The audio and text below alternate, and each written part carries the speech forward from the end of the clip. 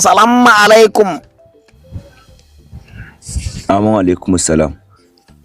Malam tambaya nake yi yadda ake yi shire kudin kirfo.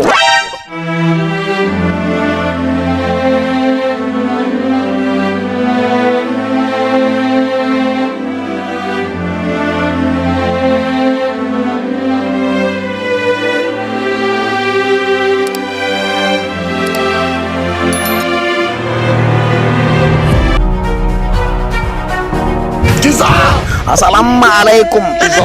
Ba a gaya wannan yau. Amin alaikum salam. God have mercy upon us.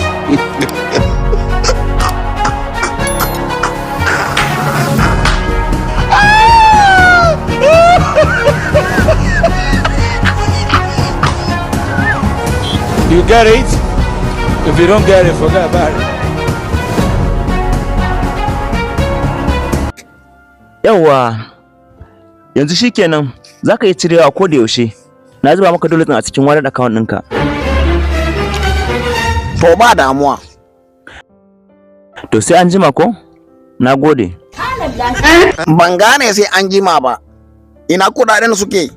Ka bani kudade kuma sai kashe ka saka min su a cikin wallet mai kawun da jaka na boni a zuba mu. I don't want peace. I want problems always. A'a.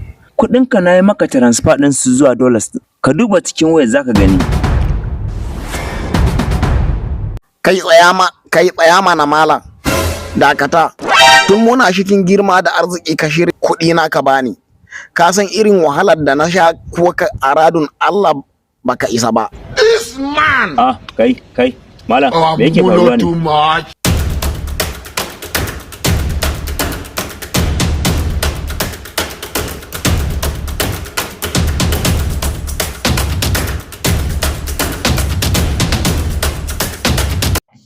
Yawwa, kana ji ko dan fulani? Ka kwantar da hankalinka. Kana ji? Duk dala ɗaya idan aka canja ta naira 1,500 take kamawa. Yanzu kaga kana dala 50. Kaga idan aka canja ta ta kama naira 75,000. Dubu nawa? 75,000.